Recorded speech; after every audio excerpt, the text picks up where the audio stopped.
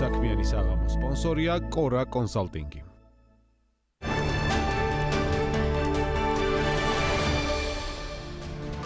$2025 წლის სექტემბერში ფულადი გზავნილების ნაკადების მოცულობამ $3,790,000 შეადგინა, რაც 12.1%-ით მეტია წინა წლის ანალოგიური პერიოდის მაჩვენებელზე. წლიური ზრდა თანხაში $34,400,000 ვრცლად გიყვებით საქმიან საღამოში.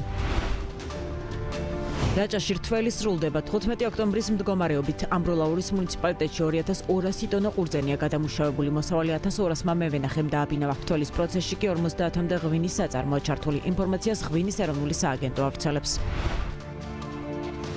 დღეიდან 15 ოქტომბრიდან პური 5-10 თეთრით გაძვირდა ფაქტს. BMG-ს თანადასტურებენ როგორც მაღაზიებში, ასევე მსხვილ საწარმოებში. მიზეზად ფქვილის გაძვირება და მუშახელის ხელფასის ზრდა სახელდება.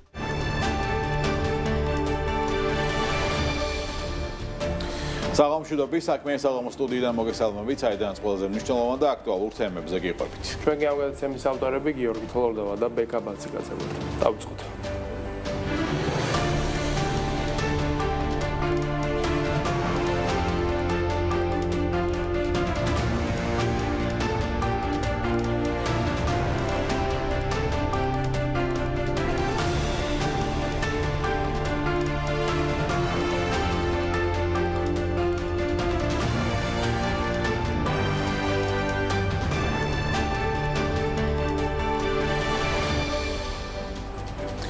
სექტემბერში ფულადი გზავნილები გაიზარდა. ეროვნული ბანკის მონაცემებით გასულ თვეში საქართველოში უცხოეთიდან $307,790,000 გადმოირიცხა, რაც წინა წლის სექტემბერთან შედარებით $34,400,000, ანუ 12%-ით მეტია. წელს 9 თვეში კი ქვეყანაში $2,691,000,000-ზე მეტია გადმორიცხული, გასულ წელს ამავე პერიოდში $2,5 მილიარდის შემდეგ. გასულ თვეს ყველაზე მეტი ფულადი გზავნილები $59,670,000 გადმოირიცხა ამერიკის შეერთებული შტატებიდან, მეორე ადგილზე იყო $54 მილიონით იტალია, ხოლო მესამეზე რუსეთი, საიდანაც სექტემბერში გზავნილებმა $39,500,000 შეადგინა. ტოპ 10 ქვეყანა შორის შედის ასევე გერმანია, საბერძნეთი და ისრაელი. ვამაყობთ შესანიშნავი თანამშრომლობით, ძლიერი პარტნიორობითა და საერთო ღირებულებებით არაბთა გაერთიანებულ საამიროებთან. ამის შესახებ პრემიერ-მინისტრმა Gulf News-თან ინტერვიუში განაცხადა. ირაკლი კოლბახიძე ამბობს, რომ გაერთიანებული საამიროები შესანიშნავი მაგალითია რეფორმებისა და ცვლილებების მიმართულებით, რომლისგანაც საქართველოსაც შეიძლება ბევრი რამ ისწავლოს. კოლბახიძის განცხადებით, MR ჯგუფის მიერ საქართველოში დაგეგმილი $6,6 მილიარდი ინვესტიცია შეუწყობს საქართველოს ეკონომიკურ განვითარებას, რაც წლიური მთლიანი შტა პროდუქტის მინიმუმ 1.9% შეადგენს. საქართველოში პური გაძვირდა, მაღაზიებში პროდუქტებზე ფასები დღეიდან უკვე დაკორექტირდა. პურის მწარმოებელთა ასოციაციაში ამბობენ, რომ ფასები 10 თეთრით არის გაზრდილი, თუმცა გაძვირება ყველა სახეობის პროდუქტს არ შეხებია. ასოციაციაში ამბობენ, რომ პურის ფასები მხოლოდ 2 საწარმომ დააკორექტირა, საუბარია იფქლის წარმოებაზე, სადაც ფასი მხოლოდ 1 დასახელების პროდუქტზე შეიცვალა. მახოზ დოლიძის თქმით, ფასების ზრდის მთავარი მიზეზი დასაქმებულების ხელფასების ზრდა და ფქვილის გაძვირება, რომელიც მისი თქმით 52 ლარიდან 60 ლარამდეა გაძვირებული. დოლიძე ამბობს, რომ ამ პირობებში ფასის შენარჩუნება საწარმოებისთვის წარმოუდგენელი იყო. ერთ ასორტიმენტზე დაკორექტირდა ფასი, რამდენადაც გავიგე, ისიც 2 საცხობიდან.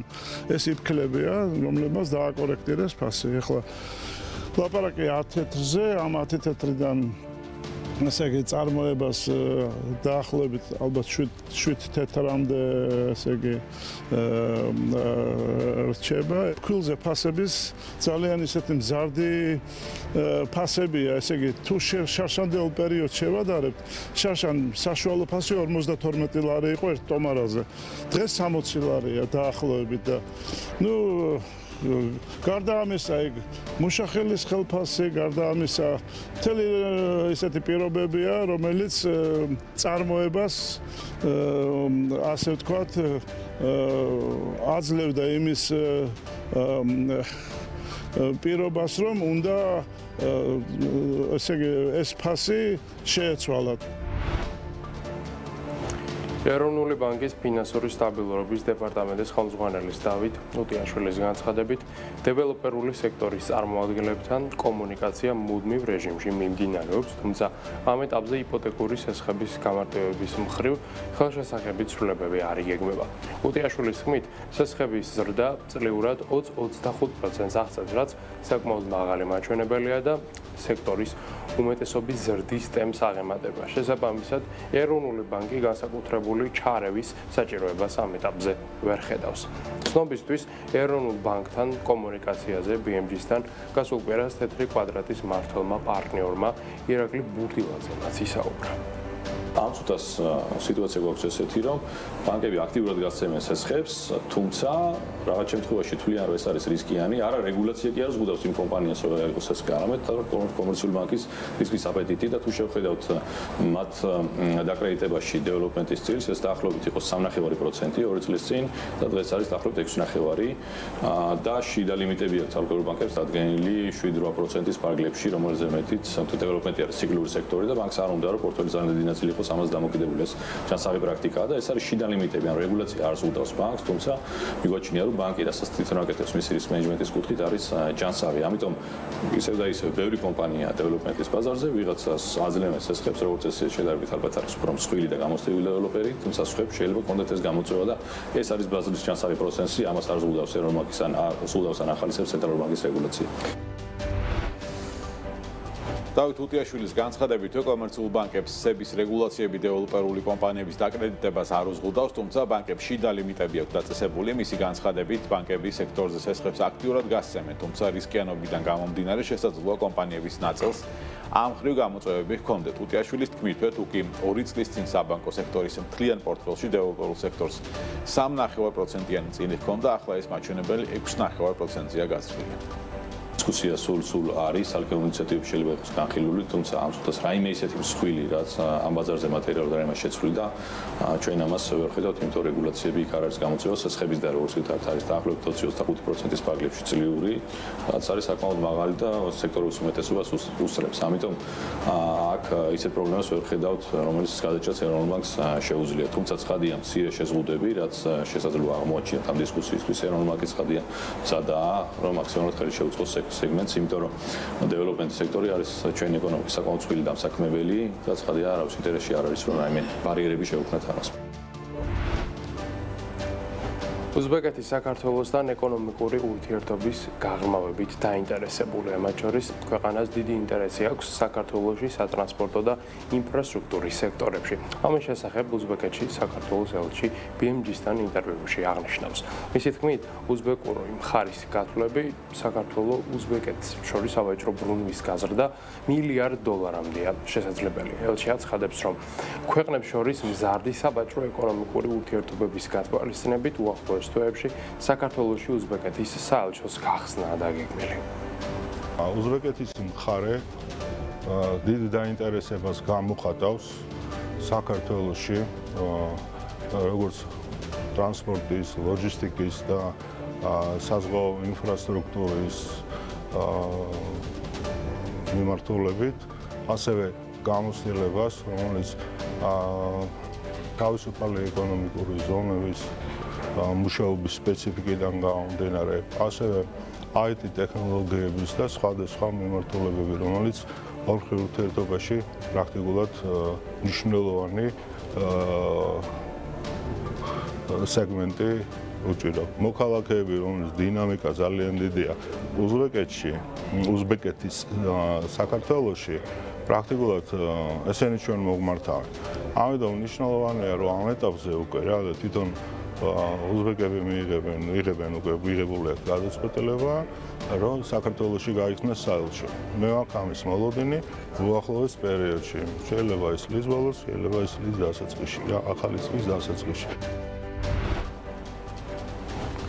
1 იანვრიდან რამდენიმე დასახელების ერთჯერადი გამოყენების პლასტიკის ჭურჭელის წარმოება, ბაზარზე განთავსება და იმპორტი აიკრძალება. გარემოს დაცვის და სოფლის მეურნეობის სამინისტროში ბიზნესთან გამართული რამდენიმე შეხვედრის შემდეგ რეგულაციის ამოქმედების გარკვეულ ვადებზე შეთანხმდნენ. ბიზნესი ამბობს, რომ დრო ძალიან შემჭიდროებულია და ფიზიკურად რამდენიმე თვეში არსებული ნაშთების რეალიზაცია და სხვა ალტერნატიული პროდუქტების წარმოებაზე გადასვლა შეუძლებელია. კერძო სექტორს სავარაუდოდ 3 თვე ექნება იმისთვის, რომ ნაშთების რეალიზაცია მოახდინონ, თუმცა ეს არასაკმარისი დროა. გარდა ამისა, სამინისტროს მხრიდან შეთავაზებულია, რომ პლასტიკი ხის ან ქაღალდის მასალით ჩანაცვლოს, რაც 4-5 ჯერ უფრო ძვირი ღირს, ვიდრე პლასტიკი, რაც ბიზნესის მხრიდან დროსთან ერთად საკმაოდ სოლიდურ ინვესტიციებს მოითხოვს.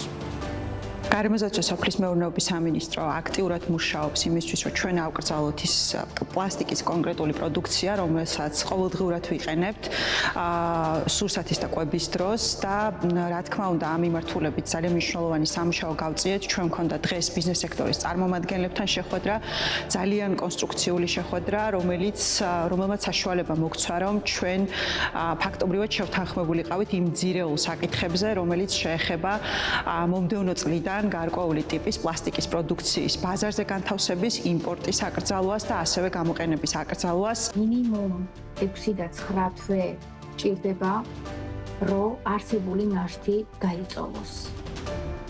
მაგრამ ჩანაცვლება პლასმასის ხით ან ქაღალდით ძალიან გაჭირდება, ძალიან გართულდება, დამატებითი ინვესტიციები იქნება მოსაძიებელი. ხალხს, რომელიც აწარმოებდა პლასმასის პროდუქციას და აქვს სესხები გაკეთებული, ჩათვალე, რომ მთლიანად უნდა გადააიარაღოს თავისი დანადგარები, ესე გამოდის, ხო? ამას წინაზე დამირეკა ერთ-ერთმა მწარმოებელმა, ზუსტად იმ გაფართოებული პოლისტიროლის მწარმოებელმა და მეუბნება, მე მაქვს დანადგარები სესხით ნაყიდი. რას ვაპირებ, რა უნდა ვქნა? ვხდები ეს უკვე არ ვიცი ამისი ჩანაცვლება როგორ მოხდება. მართლა ვერ ვხვდები ესე ერთი ხელის მოსმით რომ ყოფდა იანვარში აკრძალო, რაღაცა არ გამოგვივა შეთანხმება, ამას კიდე მოყვება მე ვთვლი დისკუსია და კიდე დაგჭირდება შეხვედრა, იმიტომ რომ არათანაბარ სიტუაციაში აღმოჩნდით ძალიან ბევრი ბიზნესის წარმომადგენელი. Zerkete biznesini kullanışında ortaşı da yine ortaşı gadayetsos sulu pasona. Aka savdaları milyonu bit. Naştırda da milyonu bit. Peki nakıratın zapı. Çıkart epiklişinde kıtkot agzalva dayıtkosu. Tabii kolajın reali. 15 ოქტომბრის მდგომარეობით რაჭაში ამბროლაურის მუნიციპალიტეტში 2200 ტონა ყურძენია გადამუშავებული. ღვინის ეროვნული სააგენტოს ცნობით, მოსავალი 1200-მან ბევენახემ უკვე დააბინავა. ამ ეტაპზე რთველის პროცესში 50-მდე ღვინის საწარმო იყო ჩართული. წელს რაჭის რეგიონში ყურძნის ფასის სუბსიდირების პროგრამაც ხორციელდება. რაჭაში რთველი დაწყვეტ ეტაპზეა, უკვე ჩაბარდა 2000 ტონაზე მეტი, ჩვენი ვარაუდით პიკი გადავლილია. ამ ეტაპზე რამდენიმე ლოკაციაზე იღებს სახელმწიფო, ასევე კერძო სექტორიც. რთველი ყურძნის ჩაბარება გადამუშავება მიმდინარეობს შვიდ და საქმეო ვითარებაში. Subsidia ძალიან გვეხმარება კომპანიებს, რომ რაც შეიძლება მეტი მოსავალი დავაბინაოთ ჩვენ მარნებში. ასევე უნდა აღინიშნოს, რომ ძალიან კარგი და ხარისხიანი მოსავალი იყო წელს რაჭაში, როგორც რაოდენობრივად, ასევე ხარისხის მიმართულებით. ძირაგეულიდან ჩამოვიტანე. ყურძენი ჩავაბარე. გადაიხადეს 8 ლარი. 1 კილო ყურძენში. მე მგონი ფასი მისაღებია, კარგი ფასი არის ძალიან და კარგი მოსავალი იყო.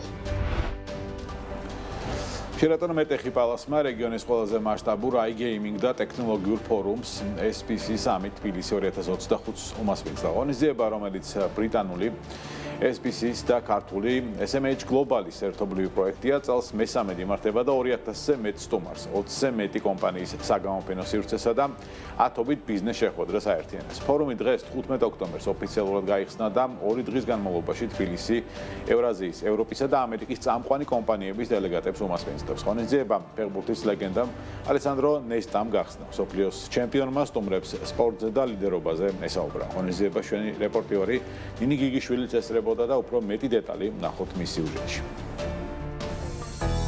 თბილისმა საერთაშორისო ბიზნესისა და ინოვაციების სამყარო კვლავ გააერთიანა. Sheraton მეტეხი პალაში რეგიონის უმსხვილესი iGaming და ტექ ღონისძიება SBC Summit თბილისი 2025 იმართება.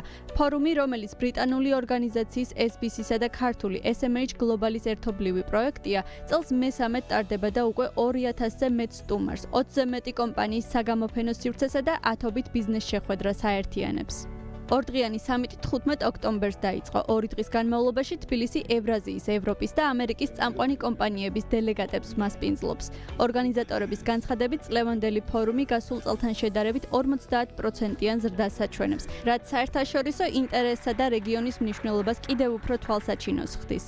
ძალიან მნიშვნელოვანი არის სექტორის ჩართულობა და ძალიან მნიშვნელოვანი არის ის, რომ გეიმინგიდან და სპორტიდან სხვადასხვა მიმართულებებით არის ძალიან ბევრი კომპანია წარმოდგენილი, მათ შორის საქართველოდან. ასევე ძალიან მნიშვნელოვანი არის ის, რომ საქართველო დღეს არის iGaming-ის ინდუსტრიის ცენტრში, როგორც მსოფლიო მედიის ყურადღების ცენტრში, გამომდინარე იქიდან, რომ მსოფლიო მედიის წარმომადგენლები არიან ჩამოსულები და აშუქებენ ამ ივენტს ძალიან მაღალი დონით. რაც საბოლოო ჯამში ხელს უწყობს ამ სექტორების განვითარებას საქართველოში და საქართველოს თვითონ ადგილის დამკვიდრებას როგორც ჰაბად რეგიონალური iGaming-ის და სპორტის მიმართულებით. ღონისძიება ფეხბურთის ლეგენდამ ალესანდრო ნესტამ გახსნა. მსოფლიო ჩემპიონმა და მილანის შეუვალმა მცველმა სტუმრებს სპორტზე, ლიდერობაზე და იმ გზებზე ესაუბრა, სადაც სპორტი და iGaming ერთმანეთს ხვდებიან. ნესტამ აუდიტორიას საკუთარ გამოცდილებაზე აგებული ხედვა გაუზიარა. როგორ იქნება წარმატებული პარტნიორობა მაშინ, როცა მოთამაშის სული და მენეჯერის გონება ერთი მიმართულებით მუშაობს. ძალიან მიყვარს ადამიანებთან ჩემი გამოცდილების გაზიარება, განსაკუთრებით მაშინ, როცა სხვა ქვეყანაში ვიმყოფები. ამ სამიტზე ბევრი საინტერესო ადამიანი მონაწილეობს, რაც ძალიან მახარებს. აქ ყოფნა ჩემთვის ნამდვილად სასიამოვნოა. პანელურ დისკუსიებზე ერთ-ერთი მთავარი თემა აღმოსავლეთ ევროპის და ცენტრალური აზიის ახალი რეგულაციები, კრიპტოვალუტის გავლენა და სწრაფად მზარდი e-სპორტის ინდუსტრია იყო. ყურადღების მიღმა არ დარჩენილა SBC Regulation Summit თბილისი, სადაც რეგულატორები და ბაზრის ლიდერები ერთ მაგიდასთან დასხდნენ, განიხილეს სექტორის მომავალი და გააზიარეს გამოცდილება. ღონისძიების მთავარმა სპონსორებმა EGT Georgium და Emusnet-მა კიდევ ერთხელ გაუსვეს ხაზი სამიტის მნიშვნელობას როგორც რეგიონის, ისე საქართველოს ტექნოლოგიური ეკოსისტემის განვითარებისთვის. ღონისძიება მნიშვნელოვანია არა მხოლოდ სათამაშო და ფსონების ინდუსტრიისთვის, არამედ მთლიანად საქართველოსთვისაც. ვფიქრობ, სწორედ ამიტომ ბრუნდებით აქ ყოველწლიურად. გარდა ამისა, ვხედავთ, რომ ინდუსტრია სწრაფად ვეთარდება. ბევრმა კომპანიამ დაიწყო ოპერაციების გარე წარმოება, ხოლო საქართველომ ამისთვის ძალიან ხელსაყრელი გარემო შექმნა. სწორედ ამიტომ გვინდა, რომ ეს ტენდენცია გაგრძელდეს და საქართველოს ბაზრის განვითარებასაც შეუწყოს ხელი. ბრიტანული SBC ინდუსტრიაში ერთ-ერთი წამყვანი მედია და ღონისძიებების ორგანიზატორია, რომელიც გლობალურ კონფერენციებს მართავს მსოფლიოს სხვადასხვა ქალაქში, ნიუ-იორკში, ლონდონში, ტორონტოში, ბარსელონასა და სხვაგან. ქართული SMH Global სპორტსა და iGaming სფეროებში მოქმედებს და ისეთი ბრენდების ექსკლუზიური პარტნიორია, როგორებიცაა SBC, La Gazzetta dello Sport, Setanta Sporti და სხვა. კომპანიის მიზანია სპორტის განვითარება და iGaming სექტორის მხარდაჭერა, მათ შორის ბიზნეს მედიის, ღონისძიებებისა და სტრატეგიული კონსალტინგის მიმართულებებში.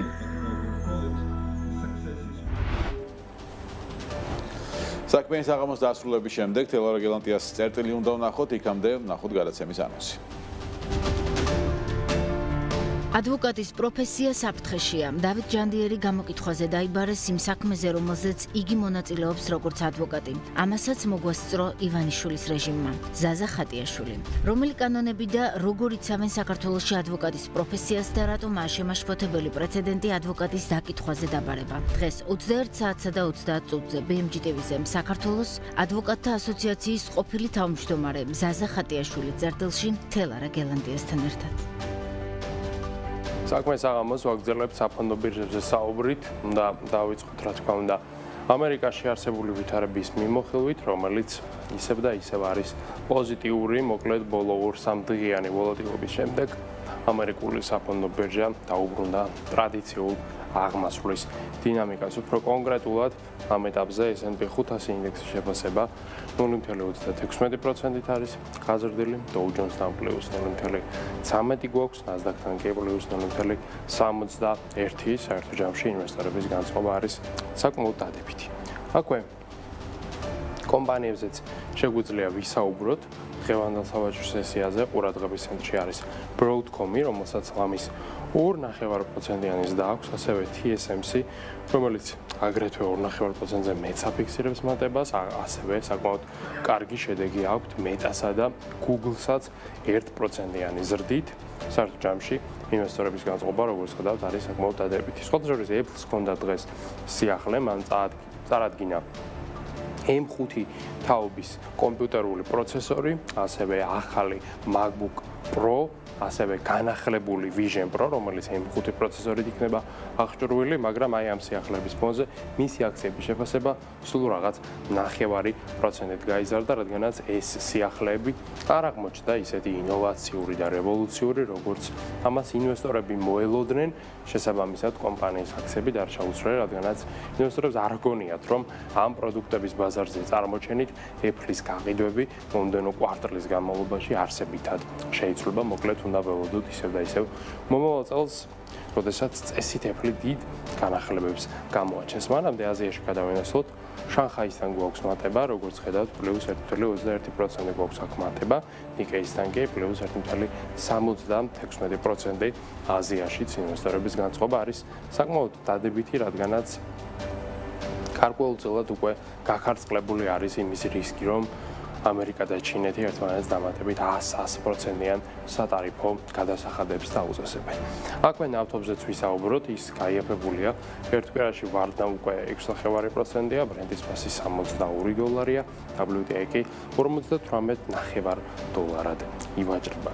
ბუნებრივი ერის ღირებულება ლამის უცვლელია, მეგავატი საათი ისევ და ისევ 22 ევროდ არის ბირჟაზე. ხალხმისაწვდომი ოქროს, რაც შეეხება, ის გაძვირებულია ამ ეტაპზე უნცია მეტალის ფასი შეადგენს, როგორც ხედავთ, $4,196, არადა დღის განმავლობაში ოქრომ რეკორდულ $4,200-იან ნიშნულსაც კი გადააჭარბა, როგორც ხედავთ, ერთ კვირაში მატება 4%-ია, ერთ პერიოდში +57%. ვერცხლსაც ანალოგიურად კარგი შედეგი აქვს, ერთ კვირაში მატება +23, ერთ პერიოდში +65% და ამჟამად ოქროსა და ვერცხლიც იმყოფებიან ახალ რეკორდულ შედეგებზე. ვერცხლის ფასი კილოგრამზე დაახლოებით უკვე $1,700 ადგენს. ისტორიაში ვერცხლი ესეთი ძვირი არასოდეს არ ყოფილა, ეს კი ოქროსთან არსებული კორელაციით არის განპირობებული, რადგანაც ისტორიულად, როდესაც ძვირდება ოქრო, მაშინ ყოველთვის იმატებს ვერცხლის ფასიც. აქვე კრიპტოინდუსტრიაზეც უნდა ვისაუბროთ, რომელსაც დიდად გამორჩეული ტენდენციები ბოლო პერიოდში ვერ აქვს. კლება გვაქვს 2%-იანი დაახლოებით, ბაზრის საერთო შეფასება შეადგენს, როგორც ხედავთ, $3.870 მილიარდ.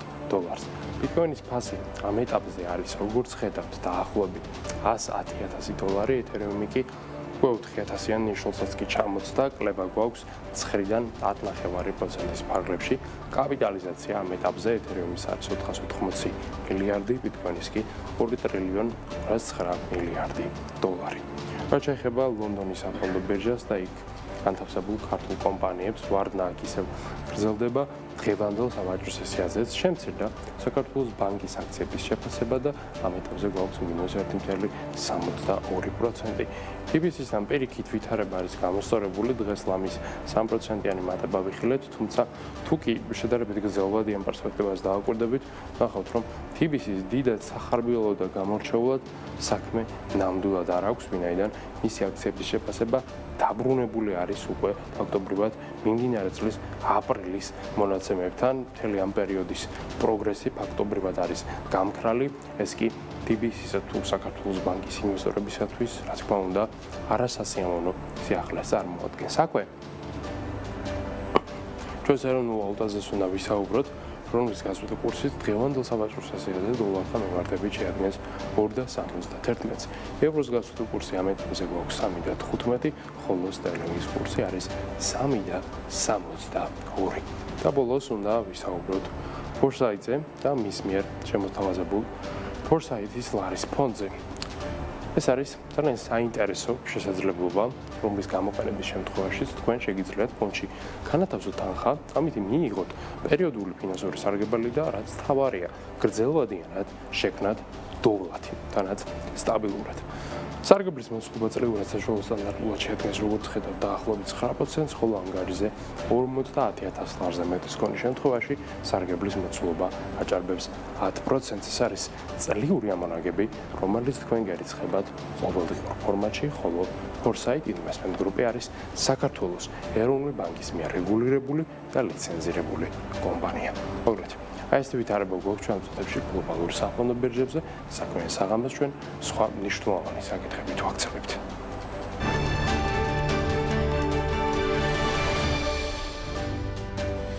საერთაშორისო სასაქონლო ბირჟაზე ვერცხლის ფასი მკვეთრად იზრდება და დღეს მისმა მაჩვენებელმა კილოგრამზე $1,700-საც მიაღწია, რაც რეკორდული მაჩვენებელია. წლის დასაწყისიდან დღემდე მატების მაჩვენებელი 66%-ია, რაც ოქროს 57%-იან შედეგს აჭარბებს. ბოლო ერთ თვეში ვერცხლი დაახლოებით 24%-ით არის გაძვირებული. ვერცხლის მკვეთრი გაძვირება პირდაპირ კავშირშია ბირჟაზე ოქროს ფასის ზრდასთან, რომელიც ამჟამად რეკორდულ ნიშნულზე იმყოფება. ისტორიულად ოქროსა და ვერცხლს შორის არსებობს საბაზრო კორელაცია და ერთი აქტივის გაძვირება მეორის აღმასვლას უწყობს ხელს. გარკვეულწილად ვერცხლს ოქროს ხელმისაწვდომ ალტერნატივადაც განიხილავენ, რადგან ის თვისებებით და პრაქტიკულობით ოქროს გავს, თუმცა ის არც ისეთი იშვიათია, როგორც ოქრო და მას არც სარეზერვო აქტივის სტატუსი აქვს, რაც ინსტიტუციური ინვესტორებისა და ცენტრალური ბანკებისთვის კრიტიკულად მნიშვნელოვანია. მიუხედავად ამისა, საცალო ინვესტორებისა და საიუველირო ნაწარმი დაინტერესებული მომხმარებლებისთვის და მათი მხრიდან ვერცხლზე მოთხოვნა საკმაოდ მაღალია, რაც მის გაძვირებას იწვევს. ზოგადად ძვირფასი მეტალების აღმასვლას, გეოპოლიტიკური რისკების ზრდა, მსოფლიოში არსებული გაურკვევლობა, სატარიფო ომის გამწვავების საფრთხე და მიმდინარე კონფლიქტები განაპირობებს. დღეს ილჰამ ალიევის პრეზიდენტად არჩევიდან 22 წელი გავიდა. მისი გამარჯვებით დაიწყო ეპოქალური ცვლილებების ის ეტაპი, რომელიც დღემდე გრძელდება და რომელმაც აზერბაიჯანი თვისობრივად გარდაქმნა. როგორ აქცია ილჰამ ალიევმა ქვეყანა მნიშვნელოვან რეგიონულ მოთამაშედ და ამაზე ვრცლად ჩვენი ჟურნალისტი ერეკლე ფოლოდიშვილი საუბრობს ერეკლე საღამომშვიდობის. ბექა საღამომშვიდობისა, მივესალმებით ჩვენს მაყურებელს. 22 წლის წინ 2003 წლის 15 ოქტომბერს აზერბაიჯანის არჩევნებში გაიმარჯვა და ხანგრძლივი საპრეზიდენტო მოღვაწეობა დაიწყო ილჰამ ალიევმა. პოლიტიკოსმა, რომელმაც ქვეყანა სრულად გარდაქმნა და კავკასიის რეგიონის ლიდერად აქცია. ვსაუბრობთ ჩვენს მეზობელზე, რომელიც გასული საუკუნის პირველ ნახევარში ჩვენთან ერთად დაიპყრეს და რომელმაც ჩვენთან ერთად მოიპოვა დამოუკიდებლობა, თუმცა ნავთობისა და გაზის საბადოების უპირატესობა სწორად გამოიყენა და მოვიდა დღევანდელ დღემდე. მისი დღევანდელი მიღწევა მამაშვილი ალიევების და მაინც უფრო მეტად ილჰამ ალიევს, ვის დამსახურებაა, რომელმაც საკმაოდ საინტერესო გზა გაიარა პრეზიდენტობამდე. 63 წლის სახელმწიფო მოღვაწის პოლიტიკური ისტორია ჯერ კიდევ მაშინ დაიწყო, როცა მოსკოვის სახელმწიფო უნივერსიტეტში საერთაშორისო ურთიერთობების მიმართულებით ჩააბარა და დიპლომატიური განათლება მიიღო. შემდეგ იყო 3 წლიანი მოღვაწეობა კერძო ბიზნესში და სოკარის ვიცე-პრეზიდენტობა 1994-2003 წლებში. ნავთობის სახელმწიფო კომპანიაში მუშაობის პარალელურად ის პოლიტიკურ პროცესებშიც აქტიურად ჩაერთო და 1995 წელს პარლამენტარიც გახდა. არც თუ გასაკვირად ის მარტივად დაწინაურდა პარტია ახალი აზერბაიჯანის რიგებში და 2003 წელს დროებით პრემიერ-მინისტრის პოსტიც დაიკავა. სწორედ ქვეყნის მეორე პირადყოფნა იყო მისთვის პრეზიდენტობის რეპეტიცია, რომელიც ორ თვეში დასრულდა და 2023 წლის 15 ოქტომბერს ხმათა 76% არჩევნებში გამარჯვებით დაგვირგვინდა. ასე დაიწყო ალიევის 22 წლიანი მმართველობა, რომლის ეკონომიკური კომპონენტით ცხადია საქმიანი საზოგადოებისთვის ყველაზე საინტერესო იქნება. 2003 წლის შემდეგ ქვეყნის შიდა პროდუქტი ერთსულ მოსახლეზე $1,600-დან $6,800-მდე გაიზარდა, რაც მარტივად რომ წარმოგადგენინოთ 325%-იანი ზრდაა. ამასთან მნიშვნელოვნად შემცირდა უმუშევრობა და 11.2%-დან 5.6%-მდე დაიკლო. ქვეყნის ეკონომიკურ განვითარებას ხელი შეუწყო მოსახლეობის ზრდამაც. ალიევის მმართველობის საწყის ეტაპზე მოსახლეობა 8,300,000 იყო, დღეს კი ის 2 მილიონითაა გაზრდილი და 10,5 მილიონს შეადგენს დაახლოებით. ცხადია, მსგავსი შესაშური მატება ქვეყნის კეთილდღეობის ზრდით არის განპირობებული, რაც პირდაპირ არის მიბმული ნავთობთან და გაზთან. ალიევმა მოახერხა, რომ ბაქო-თბილისი-ჯეიჰანის ნავთობის და სამხრეთის გაზის მილსადენები ქვეყნის ეკონომიკის ქვაკუთხედებად ექცია. განსაკუთრებით ვითარება რუსეთ-უკრაინის ომის დაწყების შემდეგ შეიცვალა, როცა არა მარტო ახლო მოკავშირე ქვეყნები, არამედ სამხრეთ ევროპის სახელმწიფოებიც დაინტერესდნენ მისი შესაძლებლობებით. დღესდღეობით აზერბაიჯანის მთლიანი შიდა პროდუქტის 40-50 50%, ექსპორტის 90%, ხოლო საბიუჯეტო შემოსავლების 70% სწორედ ამ მიმართულებაზე მოდის. დღეს ევროკავშირისთვის აზერბაიჯანი გაზის მიმართულებით დივერსიფიკაციის ერთ-ერთი მნიშვნელოვანი აქტორია და ის ამარაგებს იტალიას, საბერძნეთს, ბულგარეთს, რუმინეთს, უნგრეთსა და სერბეთს. ცხადია სხვადასხვა პროცენტულობით. სხვა მნიშვნელოვანი მიმართულებები, რომლებზეც ეკონომიკა დგას, ინდუსტრიული წარმოება, უძრავი ქონება და სოფლის მეურნეობა. მართალია ეს უკანასკნელი მოქალაქეების 35-40%-ს ასაქმებს, თუმცა მთლიანი შიდა პროდუქტის მხოლოდ 5.6%-ს ქმნის. დაახლოებით 5-6%-ს უფრო სწორად რომ ვთქვათ, ამ კუთხით განვითარებულია ხორბლისა და ბამბის წარმოება, ასევე ხილისა და ბოსტნეულის მოყვანა და მეცხოველეობა. რაც შეეხება ინდუსტრიულ მიმართულებას, რომელიც +15% შეადგენს, ამ კუთხით გამორჩეულია ქიმიკატების, ცემენტის, ფოლადის, ტექსტილისა და საკვების წარმოება. ალიევზე საუბარს ვერ დავასრულებთ მისი საპრეზიდენტო კარიერის უმნიშვნელოვანესი მიღწევის, ტერიტორიული მთლიანობის აღდგენის გარეშე. ბრძოლადიანი პროცესი, რომელიც ჯერ კიდევ 90-იან წლებში დაიწყო და ჩვენს ორ მეზობელს შორის უმძიმეს სისხლიან კონფლიქტში გადაიზარდა, საბოლოოდ წელს დონალდ ტრამპის შუამავლობით დადებული შეთანხმებით დასრულდა.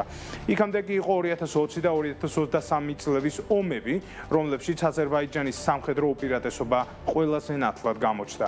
Global Firepower-ის ინდექსის თანახმად ქვეყანას 451,400 სამხედრო პერსონალი ჰყავს, ფლობს 12 საბრძოლო და 18 გამანადგურებელ თვითმფრინავს, 500-მდე ტანკს და 1000-მდე საარტილერიო დანადგარს. ეს მაშინ, როცა 2003 წელს მათი რაოდენობა 270-ს არსებობდა. პარალელურად 10-ჯერ გაიზარდა თავდაცვის ბიუჯეტი და ახლა 5 მილიარდს შეადგენს. მოკლედ არ ვიცი სხვა რა დამსახურებისთვის თუ მიიღებს ის ჯილდოს, თუმცა და დამსახურებისთვის იქნება აზერბაიჯანელი ხალხის მიერ ის შექებული და ისტორიაში შესული, თუმცა ქვეყნის სამხედრო შეიარაღების გაძლიერებისა და იმ დონემდე მიყვანისთვის, რომ ტერიტორიული მთლიანობა აღედგინა, ილჰამ ჰეიდარის ძეს მრავალი წლის შემდეგაც გაიხსენებენ აზერბაიჯანში. გაძლიერებულმა შეიარაღებამ და პოზიციების გამყარებამ აზერბაიჯანის როლი საერთაშორისო დონეზეც გაზარდა. სულ რამდენიმე დღის წინ ვიხილეთ, როგორ მოუხადა პირადად ბოდიში პუტინმა ალიევს და როგორ აღიარა გასული წლის დეკემბერში სამოქალაქო თვითმფრინავის აფეთქება. ის, რასაც სუსტი ქვეყნის წინაშე არასდროს იზამდა. რუსეთზე ასაუბარი ცხადია. მეტიც დადო პირობა პუტინმა, რომ დაზარალებულებს რეპარაციებსაც გადაუხდის. ეს იმ ფონზე, როცა სტრასბურგის სასამართლოს გადაწყვეტილების მიუხედავად, რუსეთი უარს ამბობს 2008 წლის ომის დროს დაზარალებულ ქართველებს კომპენსაციები გადაუხადოს. წინ არის ტრამპის კორიდორის გახსნა, რომელიც აზერბაიჯანის არსებობის ისტორიაში ერთ-ერთი უმნიშვნელოვანესი ნაბიჯი იქნება და რომელიც ქვეყნის ეკონომიკურ შესაძლებლობებს კიდევ უფრო განავითარებს. ცხადია, არა მარტო ქვეყნის, არამედ მთლიანად კავკასიის რეგიონის, კონკრეტულად აზერბაიჯანის, სომხეთისა და თურქეთის. უბრალოდ ვიდრე ეს პროცესი კონკრეტულ შედეგამდე მივა, დიდი დროა. ჩემი დღევანდელი ჩართვის მიზანი კი იმაზე საუბარი იყო, რა მოუტანა ილჰამ ალიევის 22 წლიანმა მმართველობამ აზერბაიჯანს ეკონომიკურად და სამხედრო თვალსაზრისით. სამი სიტყვით რომ შევაჯამოთ, ეს არის ზრდა, განვითარება და გაძლიერება. მადლობა ერეკლე ფოლადიშვილს, რომელმაც ილჰამ ალიევის 22 წლიანი მმართველობა შეაჯამა მოკლედ და საინტერესოდ. მადლობა ერეკლე ჩართვისთვის. ჩვენ ზუსტად 1 წუთში გავაგზავნებთ საქმიან საღამოს.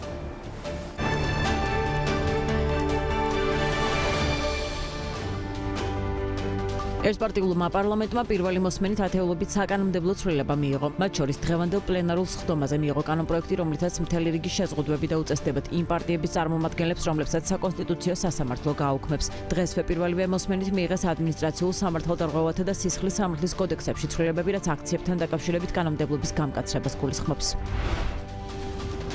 საქსტატის მონაცემებით 2024 წელს საქართველოში საფინანსო მომსახურების საქმიანობით დაკავებული საწარმოების შემოსავლებმა 12 მილიარდ 100 მილიონი დოლარი შეადგინა, რაც გაზრდილია 2023 წლის მაჩვენებელთან შედარებით, როდესაც მონაცემები 10.5 მილიარდ დოლარი იყო. მდინარე მტკვარზე ორთაჭალახეთის ხიდის სრული რეაბილიტაცია, რომელიც 15 ივლისს დაიწყო, დასრულდა. როგორც დედაქალაქის მერმა კახა კალაძემ თბილისის მუნიციპალიტეტის მთავრობის სხდომაზე აღნიშნა, პროექტის ფარგლებში აღდგა განახლდა ხიდის კონსტრუქციული ნაწილი და დაზიანებული ელემენტები.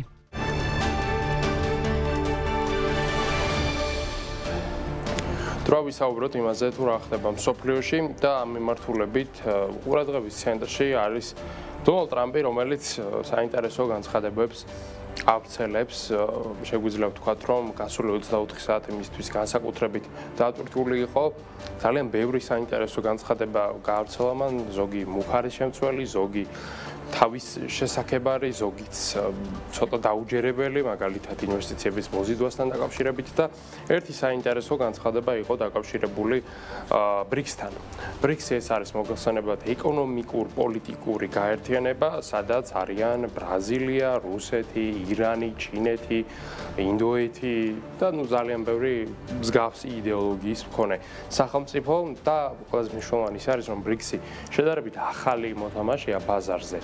და ის ფართოვდება თანაც სწრაფი ტემპით, ბევრ ქვეყანას უნდა ბრიქსის წევრობა, ბევრს განაცხადი შეტანილი აქვს, ზოგი განიხილავს, ერთ-ერთი მაგალითად არის თურქეთიც კი, რომელიც პოტენციურად განიხილავს ბრიქსის წევრობას, მაგრამ აქ ერთი ნიუანსი ის არის, რომ ბრიქსი თავისი შინაარსით არის ჩინეთის მიერ მართული გაერთიანება, რომლის გაცხადებული და ეს არ არის რაღაც კულუარული მესიჯი, გაცხადებული მესიჯია, რომ ბრიქსი მიზნად ისახავს დედოლარიზაციის სტრატეგიის გატარებას, ანუ ამერიკის გლობალური ჰეგემონიის შესუსტებას და რაღაც ეტაპზე, ხო, რა თქმა უნდა, ჩინური ეროვნული ვალუტის გაძლიერებას და რაღაც ეტაპზე ამერიკის ჩანაცვლებას. ეს ცხადია, ყველაზე მეტად არ მოსწონს ამერიკის პრეზიდენტს, რადგანაც აქ პირდაპირ საფრთხეს ხედავს იგი და ყველა ამერიკელი კანონმდებელი იქნება თუ პოლიტიკოსი სწორედ ასე ფიქრობს ამ საკითხთან დაკავშირებით.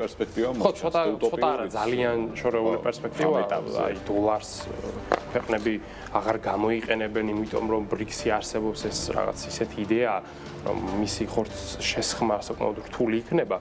მაგრამ იდეა არსებობს და ამას აცხადებს ჩინეთი ყოველ შემთხვევაში. მოკლედ ეს ტრამპს არ მოსწონს და სწორედ ამიტომაც მან დაანონსა თავის დროზე ტარიფები ბრიქსის წევრი სახელმწიფოების წინააღმდეგ და მათ შორის იმ ქვეყნების წინააღმდეგაც, რომლებიც ფიქრობენ ბრიქსში გაერთიანებას და ამ იდეის გაზიარებას, რაც დედოლარიზაციის სტრატეგიის განხორციელებას გულისხმობს. მოკლედ აი ამ გაცხადებულ მესიჯს გამოეხმაურა ტრამპი და მან თქვა, რომ ეს მესიჯი იმდენად მკაცრი იყო და იმდენად ეფექტიანი იყო, რომ ქვეყნებმა შეწყვიტეს ბრიქსში გაერთიანების პროცესი და საერთოდ ამ კავშირმა დაშლაც კი დაიწყო, ქვეყნები გადიანო იქიდან.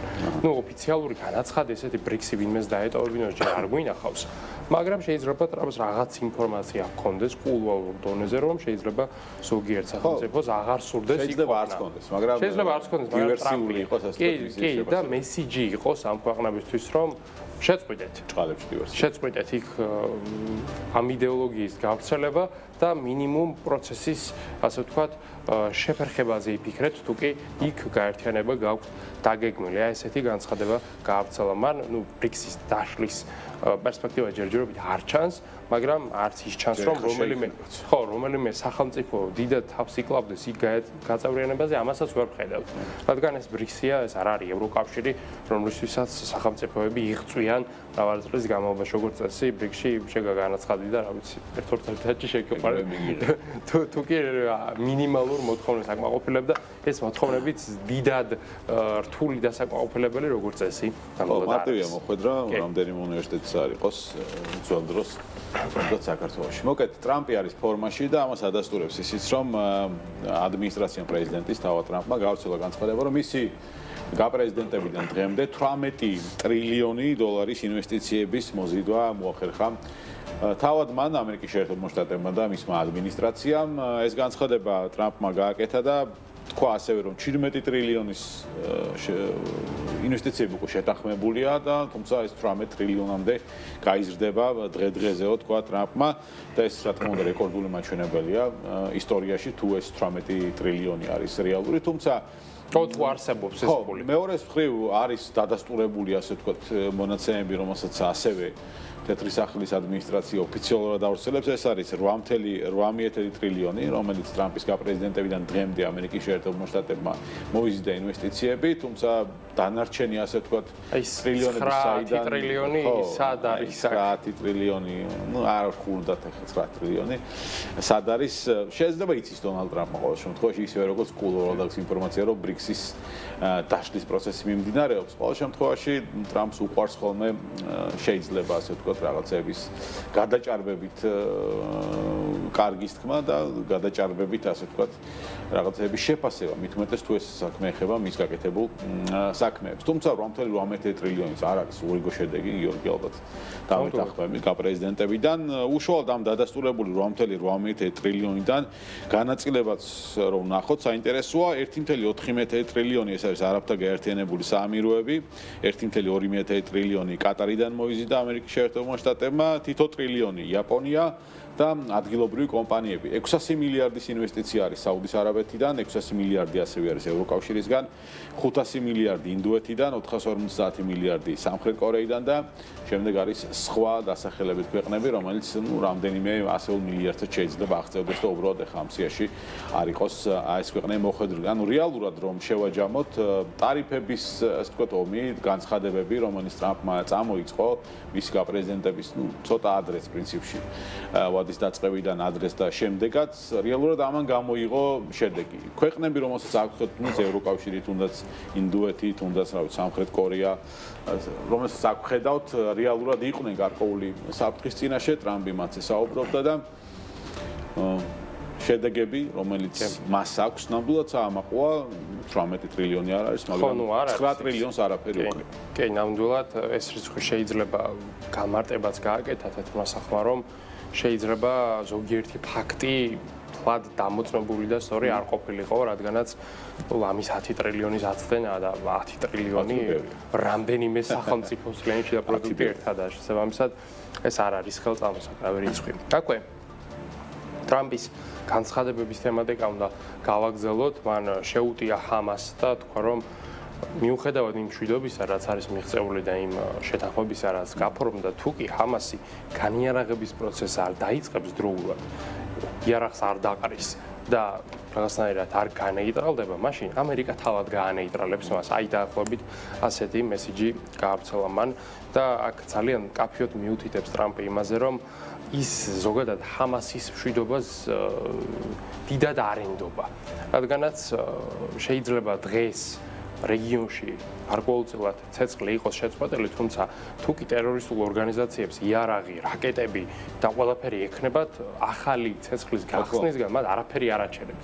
შესაბამისად, ერთადერთი მოგვარების გზა არის, რომ ეს აქტორები განიარაღდნენ თანაც ძალიან სწრაფი ტემპით, რათა მათ შემდეგ ალტერნატიული მიწოდების გზები არ გაეხსნათ და აქ იყოს კონტროლი, აი სწორედ ამ კონტროლზე მიუთითებს ამერიკა, როგორც ჩანს, მომდენო ეტაპი, აი ამ მშვიდობის პროცესში იქნება სწორედ ეს და პრინციპში ისრაელის თავარი მოთხოვნა სწორედ ეს არის, თუ მათ არ ექნებათ მშვიდობის გარანტია, სწორედ განიარაღების გზით, მაშინ ისრაელი არასოდეს არ გაჩერდება და პროაქტიული თავდაცვის შეწყვეტას არასოდეს არ აპირებს, რადგანაც რისკს და საფრთხეს ხედავს. გარდა მაგისა 20 პუნქტიანი გეგმა ვიცით, რომელიც წარმოქმნილია, იქ არის ბევრი პუნქტი, რომელზეც შეიძლება დროში გაიწელოს და 2 წელი, 5 წელი დასჭირდეს, მაგრამ განიარაღება არის ალბათ ის პუნქტი, რომელსაც ახლა დონალდ ტრამპი ამოიღებს სამიზნეში, ასე ვთქვათ, ჰამას ამ ნაწილში და დაავალდებულებს, რომ ეს გააკეთოს. მით უმეტეს, რომ ჩვენ ნახეთ გაეროს ანგარიშიც, სადაც დაახლოებით 70-80 მილიარდზეა საუბარი იმისთვის, რომ აღდგეს დანგრეული ინფრასტრუქტურა. იქ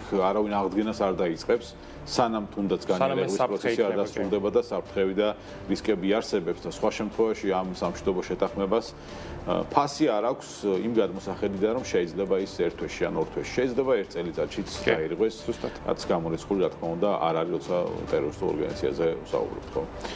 ტრამპის თემატიკა რომ გავაგრძელოთ, ის ესპანეთსაც შეეხო, გადასწვდა, მან განაცხადა, რომ თუ ესპანეთი არ გაზრდის მშპ-ს 5%-მდე, ესპანეთი ნატოს წევრი ქვეყანა, როგორც ვიცით, მაშინ ის არ შეუერთდება ნატოს წევრი ქვეყნების შეთანხმებას და ასევე დაუწესებს სანქციებს ესპანეთს. სიმართლე გითხრათ, ჩემთვის სრულიად გაუგონარი ესპანეთის ქმედება, ისინი ნატოს წევრები არიან, თუმცა თავდაცვაზე მშპ 5%-მდე გაზრდაზე უარს ამბობენ. ამიტომაც ვაცხადებ ან გაზრდით თავდაცვის ბიუჯეტს, ან დაგიწესებ ტარიფებს, განაცხადა დონალდ ტრამპმა. ყველა პრობლემას აგვარებს ტარიფები. ხო, აგვარებს, რა თქმა უნდა. ამერიკის პრეზიდენტმა ასევე აღნიშნა, რომ ესპანეთს უსაფრთხოების თვალსაზრისით გეოგრაფიული უპირატესობა აქვს, თუმცა ეს არ აყენებს იმ მდგომარეობაში, რომ 5%-ამდე არ გაზარდოს თავდაცვის ბიუჯეტი და მაგალითად მოიყვანას თქო პორტუგალია და თქვა რომ რუსეთიდან პორტუგალი უფრო მეტი მანძილით არის დაშორებული, თუმცა პორტუგალიას აქვს გეგმა რომ 5%-ამდე გაზარდოს თავდაცვის ბიუჯეტი და ეს ესპანეთმაც უნდა გააკეთოს. აქვე საყურადღებოა ის ფაქტი, რომ როცა ჩვენ შეთანხმებაზე ვსაუბრობთ NATO-ს წევრი ქვეყნების, სადაც ტრამპი ამბობს, რომ ის არ შეასრულებს ამ შეთანხმებას, მაშინ ესპანეთზე იყო საუბარი, ესპანეთის პრემიერმა მაშინ განაცხადა, რომ შეუძლებელია მიმდინარე პერიოდში ესპანეთმა 5%-ამდე გაზარდოს. რადგან ფული არ აქვს თავდაცვის, რა თქმა უნდა, ბიუჯეტი, მშპ-ს, რადგან ფული არ აქვს და ამის მიღწევას მოახერხებენ 2035 წლისთვის. ამაზე არასამართლიანია ყველასთვის. ყველასთვის, მაგრამ დაეთანხმდნენ. არასამართლიანი შეიძლება იყოს, მაგრამ ტრამპი თავადაც დაეთანხმა მაშინ, როცა შეთანხმებაზე იყო საუბარი, რომ კი ბატონო, 2035 წელი ავიღოთ, ასე ვთქვათ, ნიშნულად, როცა ესპანეთმა უნდა მიაღწიოს 5%-იან ბიუჯეტს თავდაცვაზე მშპ-ს, თუმცა ტრამპმა როგორც ჩანს ეს გადაიფიქრა.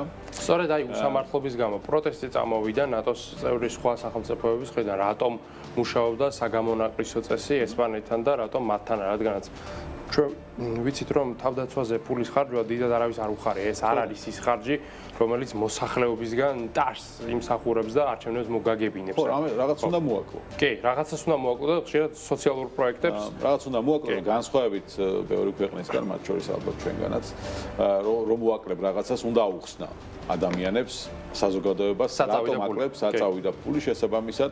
ამის ახსნაც არ არის მომგებიანი მთავრობებისათვის, ამიტომ ერიდებიან ბიუჯეტის ზრდას თავდაცვის მიმართულებაზე, თუმცა ტრამპის მოთხოვნა და სხვა ქვეყნების, რომელსაც 5%-იანი ასე ვთქვათ, მარჟა აქვს, რა თქმა უნდა, არის სამართლიანი თუ ასეც ალსახად შევხედავთ ამ საკითხს. ასევე მნიშვნელოვანია, რომ 1.2%-ია დღეს ესპანეთის ხარჯები თავდაცვაზე, რაც საკმაოდ დაბალი მაჩვენებელია. 5%-თან შედარებით მით უმეტეს, თუმცა პირობა დაიდო ესპანეთის პრემიერ-მინისტრის მხრიდან, რომ 2%-ამდე გაიზრდება წლის ბოლომდე. ტრამპმა იხუმრა კიდეც, რომ აჩანჩალები არიან ესპანელებო და გაურიცხავ ნატოდან თუ ამას არ გააკეთებია. გარიცხვა ესეთი ესპანეთმა წარმოადგინა გეგმა, სადაც თავდაცვის ხარჯებში გაყვანილი იყო გზების რეაბილიტაცია, ხიდების მშენებლობა და ინფრასტრუქტურის მოწყობა. აი ეს ინფრასტრუქტურული ხარჯები ჰქონდათ ჩათვლილი სამხედრო ხარჯებიც და ცოტა სოციალური ხარჯებიც იყო შეყოლებული. მოკლედ ხარჯების თემატიკას ვაგრძელებთ და უნდა ვისაუბროთ რეი დალიოზე. ეს ადამიანი არის ისტორიაში ყველაზე წარმატებული ინვესტორი, ის არის Bridgewater Associates დამფუძნებელი, hedge ფონდია წამყვანი ამერიკული და რეი დალიო ხშირად საუბრობს გეოპოლიტიკაზე, მაკროეკონომიკაზე და სხვა გლობალურ საჭიროებო საკითხებზე, რადგანაც როდესაც ასეთ წარმატებას მიაღწევს ცხოვრებაში, შემდეგ უკვე ამისი შესაძლებლობაც გაქვს, რომ ასეთ საკითხებზე ისაუბრო. მოკლედ, რეი დალიო ფიქრობს, რომ ხარჯების ზრდა სამთავრობო ბიუჯეტის გაქცევა და საბოლოო ჯამში სამთავრობო ვალის დაგროვება, რომელიც უკვე ლამის 38 ტრილიონ დოლარს აღწევს, ამერიკას მიიყვანს ძალიან დიდ კრიზისამდე და დალიო იმასაც ამბობს, რომ დღევანდელი ვითარება, რაც ამერიკაშია, ძალიან გავს მეორე მსოფლიო ომის წინანდელ პერიოდს, მაშინ ამერიკაში და მსოფლიოში ზოგადად კარგი მდგომარეობა არ იყო. და ამას იმას ამატებს რეი დალიო, რომ ფუნდამენტი, რომელზედაც ეს ვალი შენდება, არის არამყარი, რადგანაც ვალი ზოგადად ცუდი არ არის, მაგრამ ძალიან მნიშვნელოვანია გვესმოდეს ვინ იღებს ამ ვალს და თუ მომსახურება შეგიძლია და თუ მომსახურება შეგიძლია ამ ვალის. მთავარი ფუნდამენტი ეს არის გრადობასთან დაკავშირებით და დღეს როგორც დალიო ამბობს, ვალს ამერიკაში იღებენ ისეთი ადამიანები, რომელთაც სტაბილური შემოსავალი არ აქვთ, რომელთაც მაღალი კვალიფიკაცია არ გააჩნიათ, რომელთაც ყველაფერში ვალი აქვთ აღებული, განათლებისთვის, ტრანსპორტისთვის, ცხოვრებისთვის, გართობისთვის, ჭამისთვის. შესაბამისად, ამ ადამიანებს უგროვდებათ ეს სამარაჯამო ვალი, რომელსაც ერთ დღეს თუ კი ისინი მაგალითად სამსახურს დაკარგავენ ან ცუდად გახდებიან რაღაცა ცხოვრებისეულ გამოწვევა შეეჩერებიან, ისინი ამ ვალს უბრალოდ ვერ გაისტუმრებენ. ეს კი გამოიწვევს მარტივ რაღაცას, დეფოლტის ჯაჭვს, როდესაც ერთი ადამიანი კოტრდება, მას ემატება შემდეგ უკვე მის გარშემო მყოფი ოჯახი გადადის შემდეგ უკვე სანათესაოზე და ასე გრძელდება 2008 წლის ფინანსური კრიზისი, სხვა განსხვავებული არაფერი არ ყოფილა მაშინაც. სწორედ აი ესეთი არამდგრადი ვალით დაიწყო ეს კრიზისი და აი ამ რისკს ესაუბრობს დალიო და ამბობს, რომ ამასთან ერთად კიდევ ერთი საშინელება ხდება ამერიკაში და ეს არის დაკავშირებული კულტურულ, სოციალურ, სამოქალაქო ომთან. ეს ცოტა უცნაური ფორმულირება ხა ამერიკაში სამოქალაქო ომია თქვა ცოტა როგორც არ არის რეალისტური, მაგრამ ის საუბრობს იმაზე, რომ საზოგადოება იმდენად პოლარიზებულია და თუნდაც დემოკრატიული და რესპუბლიკური პარტიის მხარდამჭერები იმდენად ეწინააღმდეგებიან ერთმანეთს და გარკვეულწილად იმდენად ვერ იტანენ ერთმანეთს, რომ ეს წარმოადგენს ძალიან ისეთ მყიფე ნიადაგს საზოგადოებისათვის, რომელსაც ისედაც ბევრი უჭირს და შეიძლება ამ ყველაფერმა იფეთქოს კიდეც და ეს ადამიანები ერთმანეთს დაუპირისპირდნენ მათ შორის ძალადობრივი ფორმითაც კი. მოკლედ დალიო რაზედაც საუბრობს, ეს არ არის მხოლოდ დალიოს მოსაზრება, ამას ბევრი სხვა ეკონომისტი, ინვესტორი და ძალიან ჭკვიანი ადამიანი იზიარებს და ამერიკის ვალი რომ გიგანტური პრობლემაა და მისი მოცულობა 38 ტრილიონია, ეს ახალი ამბავი არავისათვის არ არის. ამას ტრამპიც ამბობდა, როდესაც თეთრსახლში შემოვიდა, მისი ერთ-ერთი პირველი დაპირება იყო ვალის შემცირება, მაგრამ მან მოახერხა და ვალი გაზარდა. უჭირლეთ, აი ესეთი ამბავი არის ამერიკასა და მსოფლიოში. საქმეის აღება ამით დასრულებულია 15 ოქტომბრის მადლობა ყურადღებისთვის. მომავალ შეხვედრამდე.